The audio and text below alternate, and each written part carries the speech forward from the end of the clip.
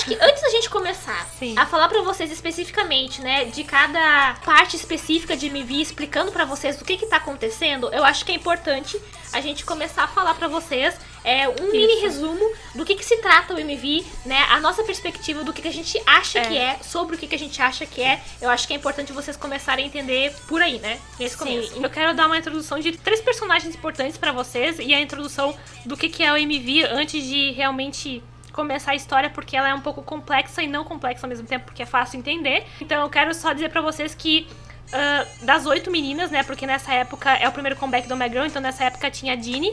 Então das 8, 3 são as protagonistas do MV em si, né, que é a Yua, a Bini e a Arin. Basicamente a história é toda envolvida nas 3. Né? As outras 5, né? Elas complementam muito mais por fora a história. Já quer explicar pra vocês antes, né? A Arin, ela é uma versão mais nova da Yua. Então a Arin e a Yua, elas estão representando a conectadas, mesma coisa, tá? né? Elas são a mesma pessoa, digamos assim, tá? Tem a Bini também, que ela representa a passagem. Né? Então a Bini é a inocência, né? A Chapeuzinho Vermelho, que representa essa passagem dentre as duas. E na realidade, como a gente começa a falar de Closer, a gente pode ter várias perspectivas do que se trata a história. Na nossa perspectiva, a história se trata realmente nessa questão de crescimento, de juventude até o crescimento maduro, né? A passagem que a gente tem quando a gente é jovem e a gente tá virando adulto. Tá, então a gente vai ouvir o MV, ver o MV sem ouvir, tá?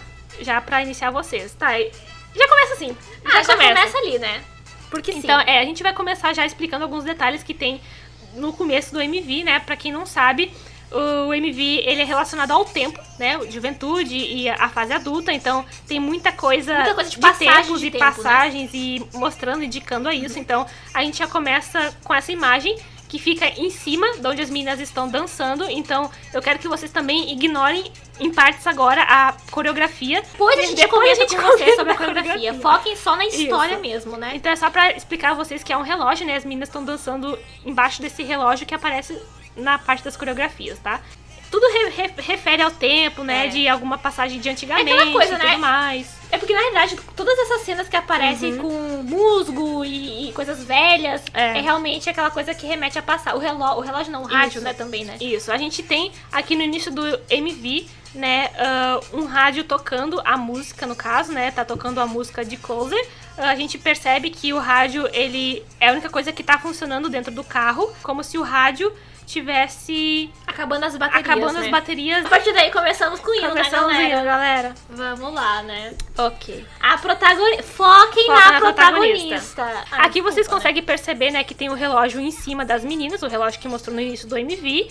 Elas estão fazendo aqui uma dança, obviamente inspirada no relógio. Elas fazem referência ao ponteiro do relógio nesse início de dança, né? Estou um passo mais perto de você, né? O meu coração.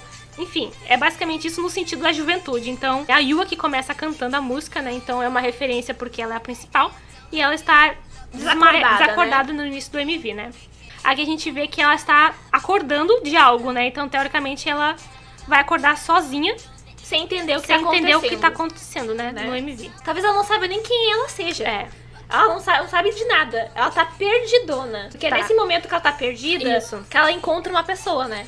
Eu quero que vocês entendam que a Yua, ela tá se referindo, né, a uma pessoa que tá se transformando em adulta, né? Aqui nessa época, né, ela não era ainda, não era uma das mais velhas do grupo e também não era uma das mais novas do grupo. Ela ficava no mediano, né? Então ela realmente tá se referindo a isso, que ela está passando, indo pra passagem, enfim, da juventude pra a fase adulta. É basicamente isso que ela tá querendo se referir, né? Então ela encontra a Bini, que é uma pessoa mais nova que ela. Então a Bini tá fazendo a referência de que ela vai ajudar a Yua a passar da juventude que a Bini tem, ela ainda está no caso ali, né? Então vai ajudar ela a passar a Yua pra fase adulta, no caso, a largar a Yua, né? No caso, a fazer com que a Yua fosse pra essa fase madura, né? Isso. Então a gente vai vendo a Bini, né, guiando a Yua, levando ela até um certo local que a gente já vai ver daqui a pouco, né? Ali, ó, aqui a gente vê, né, que tem espelhos, então isso significa que os espelhos estão quebrados, porque talvez a Yua não saiba a identidade dela de agora, né? Então talvez ela tenha que descobrir aonde ela está. Ela tá meio perdida se ela tá na juventude ou se ela já cresceu, ela não sabe o que ela é ainda, então a referência dos espelhos quebrados é basicamente isso, né? Então a Beanie leva a Yua até um lago, e daí aparece a cena da Jeannie, né, com o lampião, lampião que se pode dizer assim, e também com o sapato, né, fazendo referência, porque na época ela estava no grupo e ela é uma das mais velhas do grupo também, né, então faz referência a ela ser a adulta, né, e está esperando talvez a Yua, né. É interessante porque ela tá do outro lado onde as escadas, ela tá do outro lado, então provavelmente ela tá esperando a Yua chegar até ela, né. Sim. Ó. Aqui aquela parte que vocês viram, né, que a Beanie entregou a luz, né? A luz, né, a lâmpada, enfim, pra Yua, né, no caso, e vocês vão ver agora que a Beanie, teoricamente, está largando, né, empurrando a Yua, então a gente eu meio que considero essa parte como se ela realmente agora, quando eu falei pra vocês, que ela estivesse largando a Yua dessa fase da juventude pra fase adulta, né, a Beanie não precisa mais estar com a Yua nesse sentido. Basicamente, a Beanie está deixando a Yua, né, seguir o caminho dela e tira o capuz, né, a proteção da Beanie, e agora pode seguir, né, a Yua pode seguir o caminho dela e tudo mais, sozinha, né, no caso. É muito lindo. Essa parte eu sei que pode ser só um animal, muita gente pode não entender, né, no caso, essa parte aqui, mas eu vou parar num frame específico que vocês acho que vão entender um pouco melhor, que é esse frame aqui, né, que a Yua tenta tocar no cervo, que é um símbolo muito conhecido do Omega hoje em dia, né, o cervo, mas na época não era. Mas no caso, ela tenta tocar no cervo porque o cervo é um símbolo de pureza, né? Pra quem não sabe, é um símbolo de pureza, de juventude, de graça mais, né? E tudo mais. Então, ela tenta alcançar o cervo, que é o eu dela antigamente, né? Mas ela não consegue. Ela não pode alcançar o cervo. Não pode mais, ela já passou por isso. Ela já está passando por algo, então ela não vai conseguir alcançar mesmo, né? Então teoricamente ela não vai, né? É aí que a gente vê, isso, né? A gente vê altas produções. Altas produções. Então, a gente vê essa cena dela subindo as ruínas, né? A gente percebe que ela tá sozinha e cada vez que ela sobe um degrau, né? A luz se acende, né? O fogo, né? O fogo se acende. E que talvez faça referência os passos, talvez mostrando os passos que ela tá seguindo no caminho novo dela, né? Talvez algo que ela vai ter que seguir daqui pra frente. Aqui nessa cena, gente, é uma cena bem bonita, talvez seja o principal, né? É o pico principal do MV, essa cena aqui, que é a parte que a Yua, ela vai tocar no espelho, que seria o reflexo do eu dela, né? Então ela vai tocar e vocês vão perceber que ela vai ter visões do passado, né? Que ela vai encontrar algo do passado. É que a partir daí que a gente começa a entender um pouco mais do que tá acontecendo, né? Porque aí começa a ter ligações com a Aren, que é o eu antigo dela, o eu da juventude dela, né? Que a Yua toca na Aren e ao mesmo tempo a Aren toca na maçã, né? Então nessa cena aqui, né, a gente percebe que a maçã dourada, que é muito presente, né, nos MVs do Omega hoje em dia, mas essa era a primeira vez que a gente tinha visto essa maçã dourada, né? Então, na representação que muita gente fala da mitologia, eles dizem que refere à beleza, à juventude, essa coisa da maçã dourada, né? Então a gente vê que a Aren toca na maçã e a Yua vai tentar impedir que a Aren toque na maçã, né? Então, teoricamente, a Yua está tentando impedir que o eu dela do passado, né, se torne uma pessoa adulta, cresça, né? Que ela não quer que isso aconteça no caso, e ela vai falhar, né? Porque a Aren, ela vai comer a maçã, né? Não vai conseguir impedir sobre isso. Então ela começa a ter lembranças, enfim, meio que Jardim do Éden, né? Algumas pessoas se referem a essas partes do Jardim do Éden, outras a Países das Maravilhas, né? Naquela mesa e tudo mais, então...